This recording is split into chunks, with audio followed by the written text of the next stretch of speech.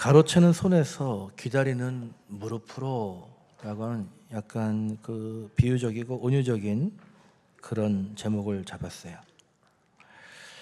지난주까지 우리가 요한복음, 사실은 그 전주에 끝났지만 한 번 더 마무리를 하면서 말씀을 나눴어요. 그 결론을 기억하시는 분들은 많지 않을 수 있지만 그래도 그 은혜와 감동은 우리의 영혼에 남아서 기억해서 하는 것이 아니라 주님의 은혜가 우리를 말씀으로 이끌어 가시는 줄 믿습니다.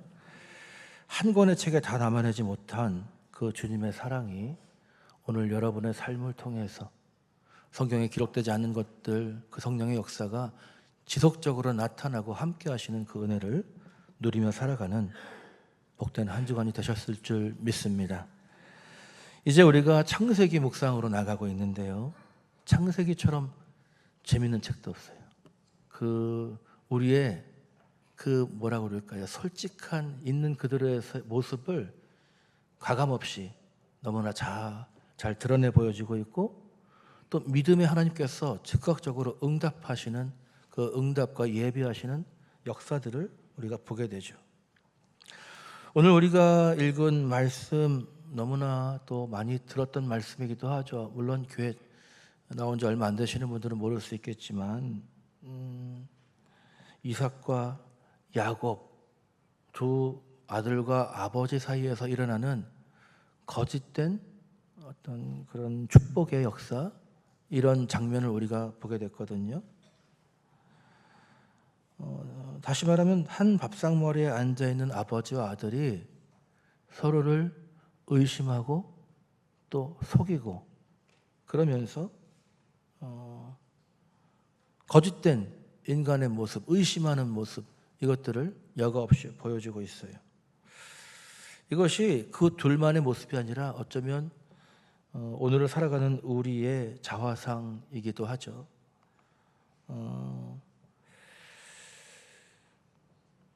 우리는 하나님의 복을 원하잖아요. 그렇죠?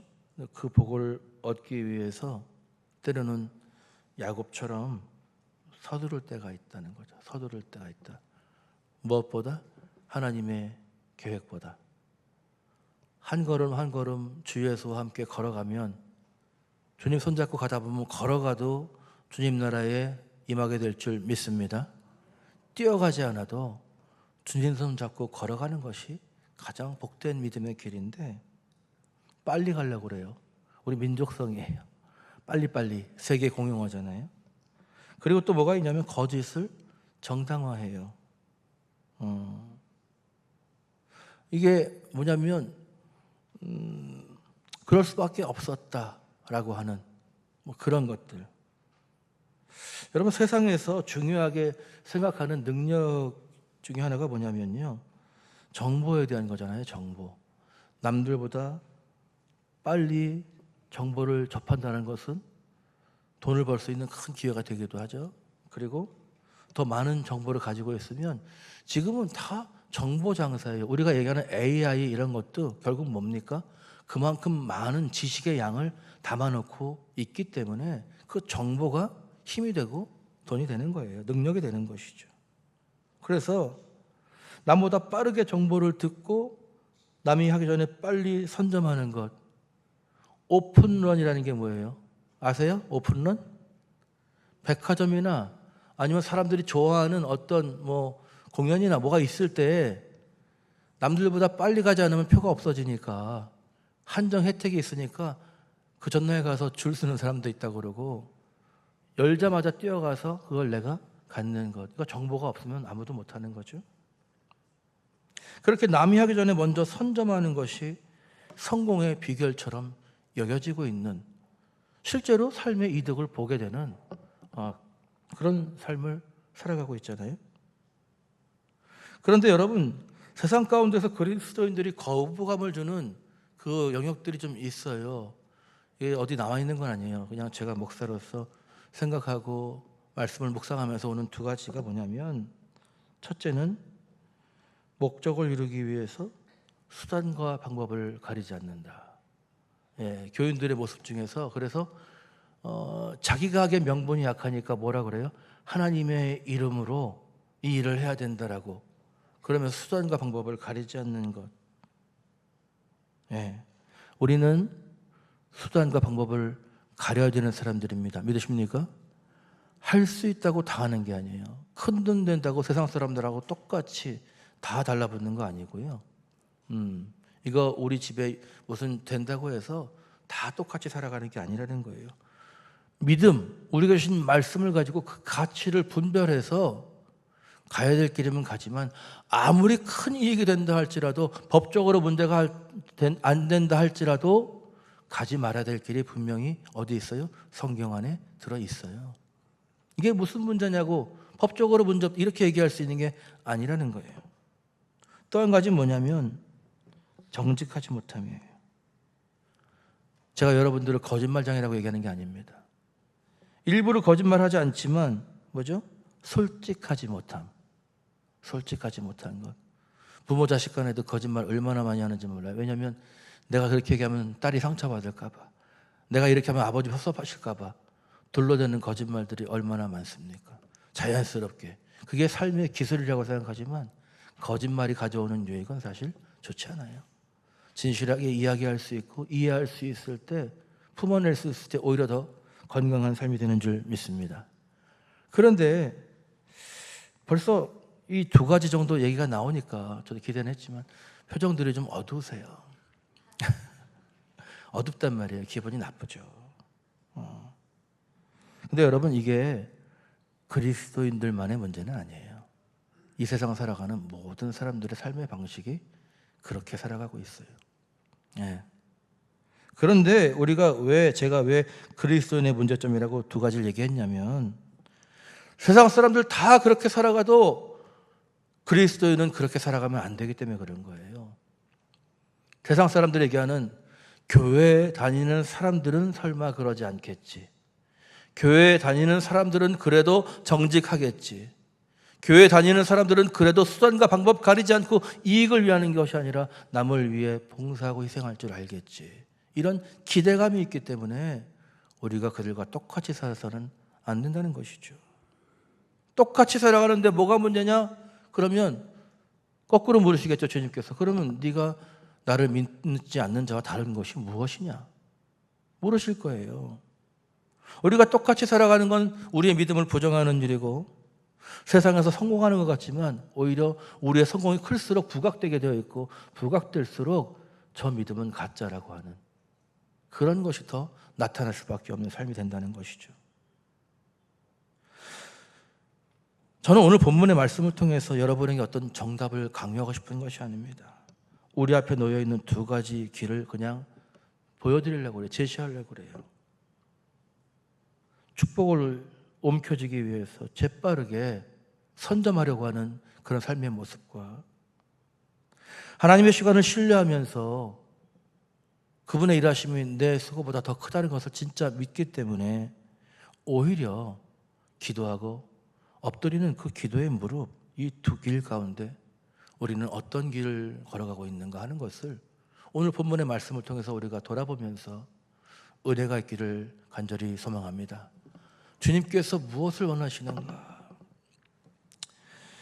여러분, 야곱과 그의 어머니 리브가가 오늘 어떻게 보면 성경에 이 배경이 되고 있어요. 이삭의 아버지가 이삭이죠, 지금 현재. 그죠? 근데 그의 어머니 리브가와 야곱은 어떤 말씀을 갖고 있었냐면, 창세기 25장 23절에 나오는데, 태어나기 전부터 뱃속에 있을 때부터 이런 말씀이 주어졌었어요. 뭐냐면 큰 자가 어린 자를 섬기리라. 예. 뭐 그럴 수 있겠지만 이건 쉬운 얘기가 아니에요. 요즘에도 장자의 권한이 여전히 있잖아요. 딸들도 물론 많이 유산을 받는 세대가 됐지만, 근데 성경 속에 이 고대 족장 시대로 들어갔을 때에 장자가 아닌 작은 자가 있는데 큰 자가, 형이 동생을 섬긴다? 이거는 뭐 말도 안 되는 얘기인 거예요. 말도 안 돼요. 여러분, 지금 아랍 사람들하고 이슬람 사람들하고 그 이스라엘 사람들하고 그 싸우는 이유 중에 하나가 뭐냐면, 그들이 내세우는 것 중에 하나가 뭐냐면, 우리는 이스마엘의 후예다. 이스마엘이 형이에요, 동생이에요? 동생이에요? 형이잖아요. 우리가 장자야. 우리가 먼저 태어났어. 우리도 아브라함을 섬기고 아브라함의 하나님 우리도 믿어. 근데 우리가 장자야. 이러니까 이스라엘하고 지속적으로 평행선을 달리는 거예요. 이스라엘은 뭘 얘기해요? 우리는 약속의 자손이야. 약속의 자손. 하나님의 방법대로, 하나님의 말씀대로 이루어져가는 우린 그런 가문이야. 인간의 방법으로 간 게 아니다. 이게 이제 갈등의 시작이고, 지금까지도 지금 싸우는 가장 큰 이유 중에 하나는 그거예요. 그 정통성. 물론 지금은 경제적인 것, 안보 여러 가지가 다 있지만 근원으로 올라가면 그것이 갈등의 시작이었어요. 여러분, 왜 큰 자가 어린 자를 섬기리라 이렇게 말씀하셨을까요? 이거는 불공정하잖아요. 인간적으로는요. 근데 여기에 하나님이 뜻이 있었다라는 거예요. 계획이 있으셨다는 것입니다. 믿으십니까? 우리가 이해되지 않는 사회 통념을 넘어서지만 그것을 미리 준비하기 위해서 말씀하신 줄 믿습니다. 작은 자가 무조건 다 가져야 돼라고 얘기하신 것이 아니라 섬길 거니까, 그럼 어떻게 해야 되겠어요? 작은 자가 지혜로워야 되겠죠. 작은 자가 하나님을 섬기는 자가 되어야 되겠죠. 형이 기꺼이 동생을 따를 수 있는 인격과 성품을 준비하라고 알려주신 것이지, 절대 형한테 뺏기지 마, 수단과 방법 가리지 말고 뺏기면 안 된다, 네 거다, 이렇게 하신 말씀은 아니라는 거예요. 그런데 오늘 우리가 읽은 본문 그 앞에 읽지는 않았지만 이 이삭이 이제 눈도 잘 안 보여요. 그래서 내 아들에게 아버지 아브라함으로부터 물려받은 믿음의 복, 이 영원한 그 엄청난 약속을 받았잖아요. 이걸 물려줘야 되겠는데 기력이 없어요. 눈도 잘 안 보여. 그러니까 에서를 불러가지고, 에서야, 왜냐면 에서를 좋아했거든요. 고기를 좋아해, 육식이에요. 그래서 가서 네가 사냥하던 그 사냥을 해서 내가 좋아하는 거 별미 알지? 잡아가지고 나한테 그걸 좀 만들어 와라. 그러면 내가 그거 먹고 너한테 이제 마지막으로 하나님의 복을 물려주려고 그런다. 축복하려고 그런다. 그러니까 가서 잡아와라. 이렇게 얘기를 했어요. 근데 그걸 누가 들었어요? 네?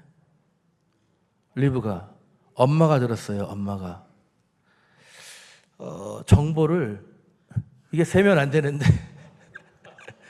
고급 정보를 단독으로 싹 받아들이게 된 거죠. 이거 되게 비싼 거예요. 이 이삭의 축복이 아브라함한테 물려받은 게 어디로 갈 거냐, 이거거든요. 지금 사실 아비멜렉이 와가지고 이삭한테 얼마 전에 그랬어요. 너 우리 쳐들어오지 마.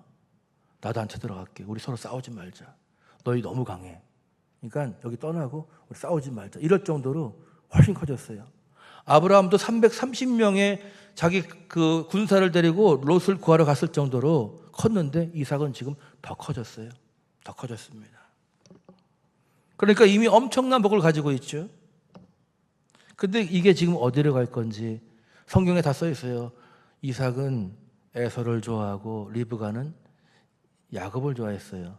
집구석에 있으면서 엄마 시키는 거 잘 도와주고, 엄마 에이 이러니까 아유 내 맘 아는 건 야곱밖에 없어. 에서는 밤낮 나가서 그냥 돌아다니고, 나는 야채가 좋은데 쟨 고기만 잡아오니까 도움이 안 돼. 이런 거예요. 취향은 존중해야 되겠죠.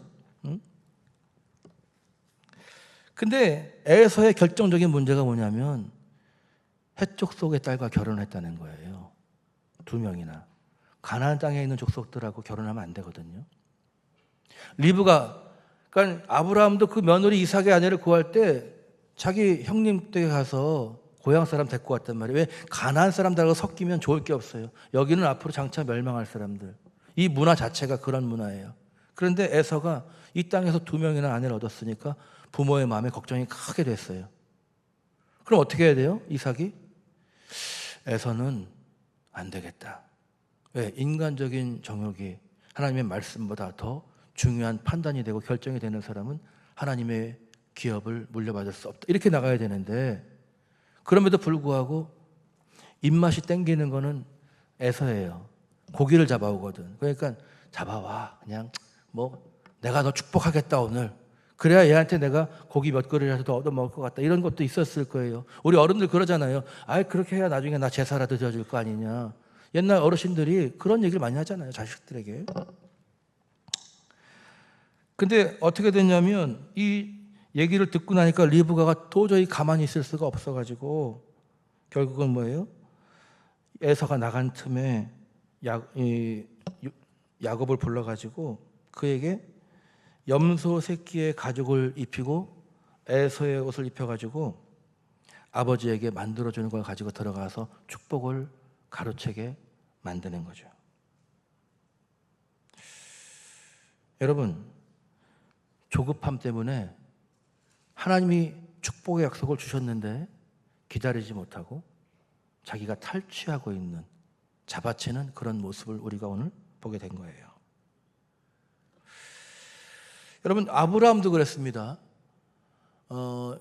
네 민족이 많을 거라고 그랬어요. 자손이 75세에 만났는데 100세 돼가지고 이제 이삭을 얻었지만 그 기다리는 세월 동안에 하나님이 하실 일을 도저히 더 이상은 안 될 것 같아요. 나도 나고 살아도 살아고. 그래서 어떻게 되냐면 내가 더 늙기 전에 하나님이 복을 주신다 하셨으니까 결국은 하갈에게 들어가가지고 이스마엘을 낳았어요. 인간적인 방법으로 하나님은 분명히 약속하셨고 약속하신 주님은 그 약속을 이루실 계획과 방법도 이뤄가시는 주님이신 줄 믿으시기 바랍니다. 그런데 약속만 믿어요. 방법은 어떻게든 내가 하려는 거예요. 주신다고 했으니까 가지면 됐지. 주님이 주신 거 약속하신 거예요. 우리도 그렇지 않아요?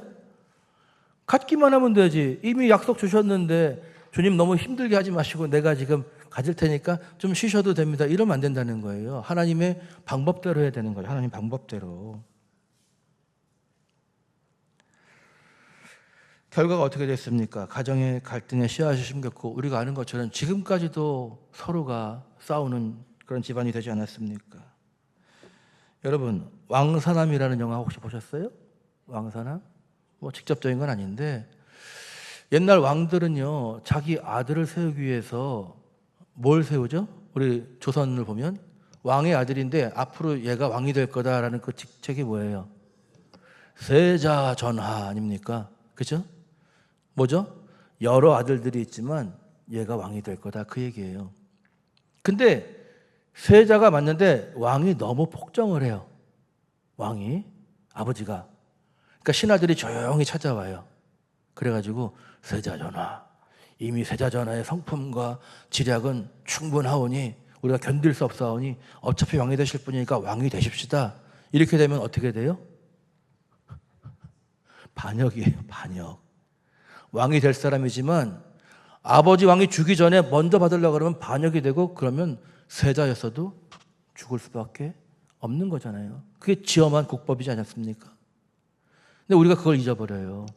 하나님이 약속을 주셨다고 생각해요. 그래서 그걸 이루기만 하면 응답받았다고 생각하는데 과정이 중요해요. 과정이.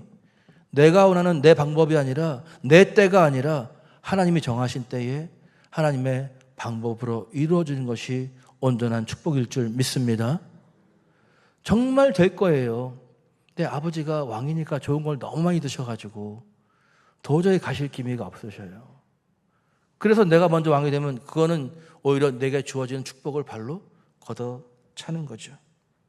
여러분, 우리도 그래요. 하나님 약속 주셨는데 그것을 빨리 받는 방법이 무엇입니까? 왜 안 주시냐고 항변하는 것이 아니라 묵묵히 엎드려 기도하는 거예요. 주님, 그 약속을 이룰 수 있는 사람이 되게 해 주시옵소서. 약속하셨지만 주시지 않는 이유가 뭐예요? 응답하지 않는 이유가 뭡니까? 우리를 시험하시려고? 아니요. 주시고 싶은데 이걸 주면 넘어지게 생겼어요. 기도가 부족해요. 이걸 줬는데 기도가 없으니까 자기 방법대로 넘어질 수 있고 물질에 시험 들 수 있고 권한을 잘못 사용해서 다른 사람들을 넘어뜨릴 수 있고 이러니까 응답을 안 주시는 거예요. 우리를 막 연단시키시려고 일부러 그러시는 게 아니라 우리가 받을 만큼 준비가 되지 않았기 때문에 하나님께서 응답하지 못하신다는 그 답답하신 주님의 마음을 좀 기억하시기 바랍니다. 왜 기도했는데도 안 들어주세요? 우리 욕심으로 구하니까 받지 못한다고 말씀하잖아요. 중요한 건 믿음으로 하나님을 신뢰함으로 묵묵히 기다릴 수 있는 그리고 나를 채워가는 준비가 되어지면 하나님은 역사하시는 거예요. 왕이 건강하다 할지라도 나이가 들으면 눈도 안 보이고 그러니까 세자가 준비가 잘 되면 뭐가 있어요? 죽지 않아도 선위를 하겠다. 나는 이제 늙었고 우리 세자는 충분히 준비가 됐으니 왕위를 넘기겠다. 중요한 건 보채는 게 아니라 준비가 된다는 그게 중요한 거죠. 여러분, 오늘 야곱이 아버지 뵀었을 때 뭐라고 물으시죠? 뭐라고 묻죠? 네가 누구냐라고 묻거든요.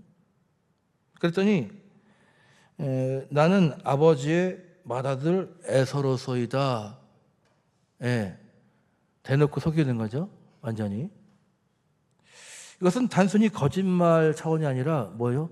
하나님의 시간표를 신뢰하지 못하는 거예요. 하나님의 약속이 하나님의 때 이루어질 것을 기다리지 못하는 우리의 조급함을 드러내고 있는 것이죠. 거짓말을 넘어서서 하나님을 향한 불신, 이걸 우리는 불신앙이라고 하잖아요. 약속은 하나님이 주신 약속인데 내 능력으로 가지겠다라고 하면 그거는 불신이 되는 거예요. 방법조차도 하나님이 주시는 방법으로 할 때 온전한 은혜가 되는 것이죠. 하나님을 돕겠다는 명분으로 내 앞의 상황을 움켜쥐려는 이 가로채는 손은 결국 우리를 더 깊은 불안으로 몰아넣을 뿐이에요. 가로챈 왕위를 가진 사람들은 사람들을 많이 죽인다고 그래요. 수양대군이 그랬다고 그러죠. 왜? 정통성이 없으니까. 왕위를 넣었지만 내가 정통성이 없으니까 다른 위험한 사람들 다 죽여야만 내가 될 수 있다. 그러니까 뭐예요? 거짓으로 서두르며 나간 것으로 인해서 더 큰 죄악이 발생하게 되는 것이죠. 여러분, 우물에서 숭늉을 찾는다는 말처럼 급하다고 서둘러서 일이 되는 건 아니에요. 모든 일이 다 때가 있어요. 우리가 알지 못할 뿐이지만 하나님의 약속은 흔들리지 않습니다. 변하지 않아요. 사라지지 않습니다. 다만 우리가 그 때를 맞이할 수 있는 믿음으로 준비가 되어야 되는 거예요. 듣지 않아도 될 말을 리브가가 들어가지고 큰일이 났죠. 오늘. 여러분, 죄가 어디서 오죠? 욕심이 잉태하여 죄를 낳고 죄가 장성하여 무엇을 낳아요? 생명을 낳아요? 사망을 낳느니라. 성경은 우리에게 분명히 단순하게 이 진리를 말씀하고 계십니다. 우리 인생은요, 정보를 통해서 성공하는 것이 아니에요. 정보가 많으면 물질적인 유익을 얻을 수 있고 남들보다 기회는 선점할 수 있지만 그것이 꼭 성공한 인생은 아닙니다. 우리는 변함없는 사랑으로 붙드시는 주님의 은혜 가운데 은혜로 살아가는 인생인 줄 믿습니다. 만약에 정보와 물질이 많아서 행복하다면 부자들은 다 행복해야 되는데 어때요? 뉴스를 보면 그렇지 않잖아요. 여러분, 많이 갖는 게 좋은 게 아니라 행복을 누리는 삶이 진짜 복된 인생인 줄 믿습니다. 하나님 안에 살아가야 돼요. 야곱은 결국 거짓으로 아버지 속이고 축복을 받아내는데 성공하죠. 그러나 이 성공한 대가 뒤에, 성공 뒤에는 가혹한 대가가 있어요. 뭐냐면 형제의 우애를 잃어버렸어요. 형제의 우애를 잃어버려. 성경의 예언대로 보면은요, 뭐라 그랬어요? 아까 마지막 29절에 내가 형제들의 주가 되고 내 어머니 아들들이 내게 굴복하며 라고 분명히 축복이 정해져 있었거든요. 그러니까 만약에 내가 가로채는 자가 아니라 믿음으로 하나님의 때를 기다렸다면 이 어마어마한 부자인 아버지 이삭이 가진 재물과 그 모든 것들이 야곱에게 갔을 거예요. 그런데 누구 것이 됐죠? 에서에게 주어졌잖아요. 야곱은 외삼촌 집에 도망가서 거기서도 뭐 이렇게 흔들어가지고 야비한 방법으로 재산을 불려서 오게 되잖아요. 그렇게 안 살아도 됐어요. 20년 동안 멀리 갔었는데 그렇게 고생 안 해도 됐어요. 종으로 7년씩 섬기고 또 14년 섬기지 않아도 됐어요. 어떻게 했으면? 주님의 때를 기다렸으면 아버지의 것이 내 것이 되고 형님은 나랑 영원히 등지는 것이 아니라 나를 돕는 누구보다 충성된 나의 편이 되었을 거라는 거죠. 그 성급함, 하나님의 때를 기다리지 못하고 나의 열심이 주님보다 앞서갔던 것이 오히려 화가 되고 그 축복을 더 오래 끌게 만드는 고난의 이유가 됐고, 더 중요한 건 뭐냐면 사랑하는 어머니와 생이별을 하게 되죠. 외갓집 가서 고생하고 살아요. 살아생전에 어머니 얼굴을 다시 못 보게 되는 그런, 사랑했지만 그 욕심이, 아빠한테 저주받으면 어떻게 해요? 복이 아니라 이랬더니 리브가가 뭐라 그래요? 저주는 나에게 돌리라. 결국 그 사랑하는 아들을 잃어버린 것과 마찬가지예요. 여러분, 인문학자 쉬슬러 복이라는 사람이 있어요. 그의 저서 거짓말이라는 책에 보면 거짓말은 신뢰라는 사회적 자본을 파괴하는 도둑질과 같다, 이렇게 얘기하고 있어요. 거짓말은, 그러니까 신뢰를 통해서 우리가 더 믿음 가운데 이 사회를 세워가야 되는데 거짓말이 이 사회를 병들게 하고 무너지게 한다라고 하는 것이죠. 여러분, 거짓은 당장 내가 원하는 것을 손에 넣어주는 것처럼 보일 수 있어요. 그러나 사실 그 복을 담을 관계의 그릇을 깨트려버리고 마는 것입니다. 미안해서 잠깐 거짓말할 수 있죠. 그런데 정말 상대방을 위해서도 그럴 수 있지만 나중에 알게 되면 어떻게 돼요? 그때보다 더 상황이 안 좋아지는 일이 훨씬 많아요. 그냥 미안하다고 얘기하면 그 자리에서 미안하지만 끝날 것인데 그것을 거짓말하면 그 거짓말한 죄가 미안한 일보다 더 큰 죄가 되는 경우가 얼마나 많습니까?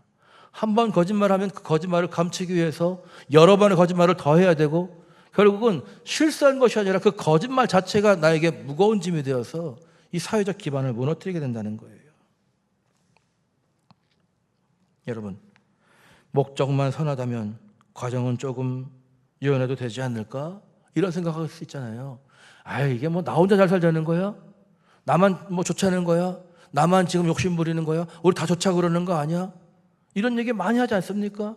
그런데 그것이 만약에 하나님이 정하신 방법이 아니고 인간의 욕심이고 무언가 편법이라면 다 같이 좋은 일이라 할지라도 가면 안 되는 거예요. 왜?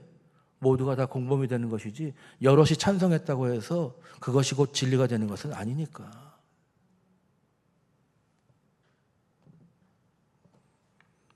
거짓 위에 세워진 복은 우리 인생의 단절과 고립이라는 이 비극적인 청구서를 반드시 우리에게 보내오게 되어 있습니다.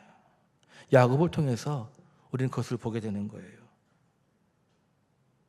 여러분, 가로채는 손으로 그 움켜잡은 것이 과연 우리를 얼마나 행복하게 할 수 있겠습니까? 우리는 정직하게 자문해 봐야 되는 것이죠.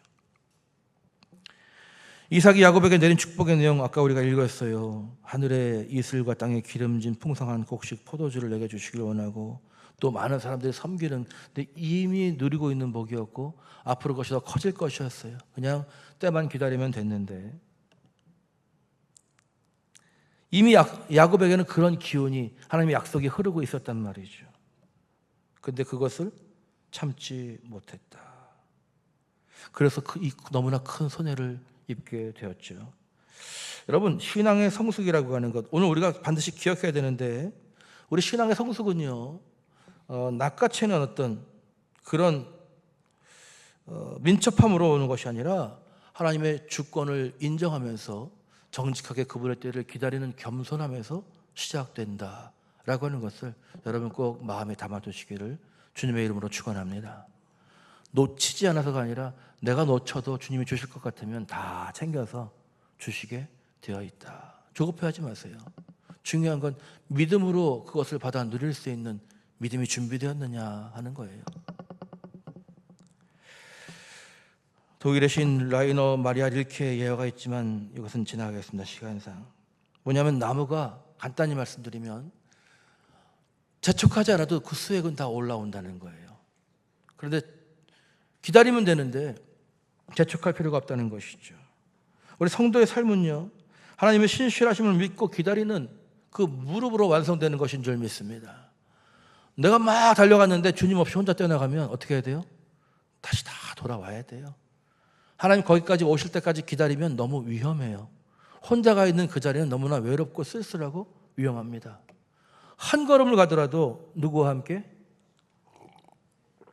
찬양했잖아요. 한 걸음 가더라도 주 예수와 함께. 그리고 한 번에 빨리 가는 것이 아니라 날마다 주님이 손잡고 가는 것이, 함께 동행하는 것이 복된 믿음인 줄 믿습니다. 여러분, 우리는 어떤 향기가 우리에게서 나야 되는가, 이걸 좀 생각해 보십시오. 복을 받기 위해서 야곱의 옷에 묻은 에서의 냄새가 나서 단순히 복을 얻는 것에 우리가 집중해야 될 것인가, 아니면 우리를 위해서 십자가에서 모든 것을 내어주신 예수 그리스도의 향기로 옷 입어서 우리에게서 그 예수 그리스도가 향기가 나야 되겠는가. 세상에 기름진 축복을 얻기 위한 거짓된 기독교인 코스프레가 아니라 예수 그리스도로 온전히 변화된 그 진실한 믿음의 삶이 우리로부터 드러날 때에 하나님의 복이 임하고 흔들리지 않는 축복의 통로로 살아간다는 것을 마음에 새기시기를 또한 주님의 이름으로 축원합니다. 예수님께서 단 한 번도 수단 방법 가리지 말고 성공해라 이렇게 얘기하신 적 있습니까? 때를 얻든지 못 얻든지 복음을 전하라고는 하셨어요. 땅끝까지 복음의 직인되라고 하셨지만 너희의 목적을 이루기 위해서 수단 방법 가리지 말라 이런 얘기는 절대 하지 않으셨어요. 기독교인의 삶은 격이 있는 삶이에요. 말씀 때문에, 주님 때문에 하고 싶어도 참고 하기 싫어도 하고 우리가 가야 될 길이 정해져 있는 삶이지 자기 마음대로 유불리를 따져서 선택하는 삶이 아니라는 것입니다. 주님은 이렇게 말씀하시잖아요. 너는 나를 따르라. 이 한마디에 우리의 모든 것이 들어있어요. 따르라는 건 뭐예요? 본받으라는 얘기예요. 내가 한 대로 너도 해라. 따르라는 건 뭐예요? 나와 함께 가자라는 거예요. 내가 간 길로 너도 가야 된다. 나를 따르라. 내가 얘기한 것을 듣고 순종해라. 이것이 나를 따르라는 말씀이죠. 그 안에서만 우리가 약속의 성취를 이룰 수 있는 줄 믿습니다. 우리 삶에 여전히 가로채고 싶은 유혹이 생길 때 있어요. 남들보다 빠른 것이 지혜인 것 같고 그래서 덕을 본 것 같고 이럴 때가 있지만 제가 그런 거 다 포기하라는 게 아니라 주님이 주시는 약속의 축복은 그렇게 인간의 방법으로 얻는 것은 아니다라는 것을 우리가 기억해야 된다는 것입니다. 고린도서 12장 9절에 내 은혜가 내게 족하도다. 이 말씀은 어떤 상황에서 주신 거죠? 바쁘기도 하고 어렵기도 하고 잃은 것도 같고 부족한 것도 같지만 어떤 상황에서도 주님께서는 우리에게 은혜가 내게 족하다 말씀하시는 줄 믿습니다. 여러분 상황에 따라서가 아니에요. 어떤 상황이 있을지라도 우리는 주님의 그 넘치는 은혜 가운데 살아가는 믿음의 백성이라는 것을 기억하십시오.